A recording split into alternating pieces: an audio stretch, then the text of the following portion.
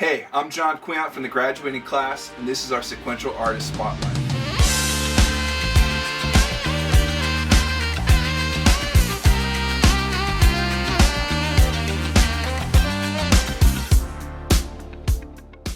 So one of my favorite things about sequential synths is just how intuitive they are.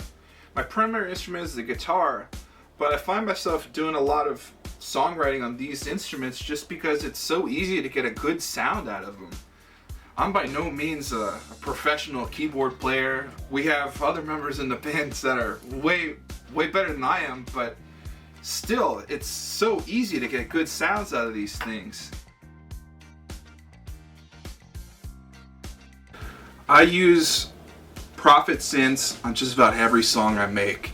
Anywhere from big pad sounds to leads to real like subby, funky bass lines. They really do them all, and they do it well.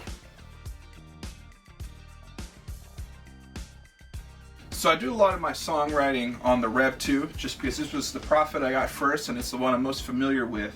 But the chord changes and the pad sounds were from this instrument.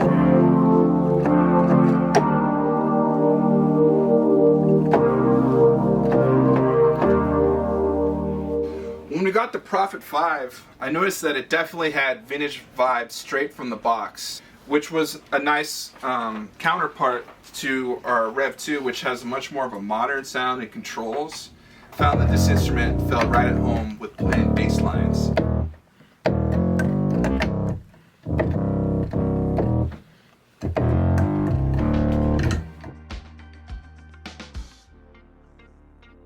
The Prophet Rev2 was my first analog, like actual hardware synth, and I found it just incredibly easy to find good sounds, and it was a huge inspiration for me.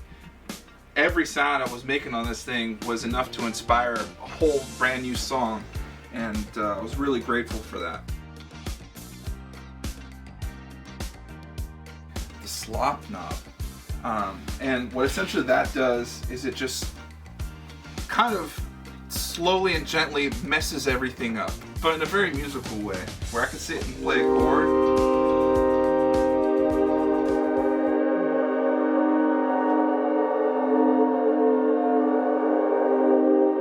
I can bend it in and out.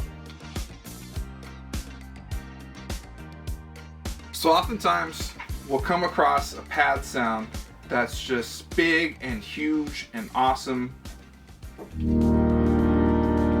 And it sounds great on its own until you're trying to put it into a mix with the rest of the band.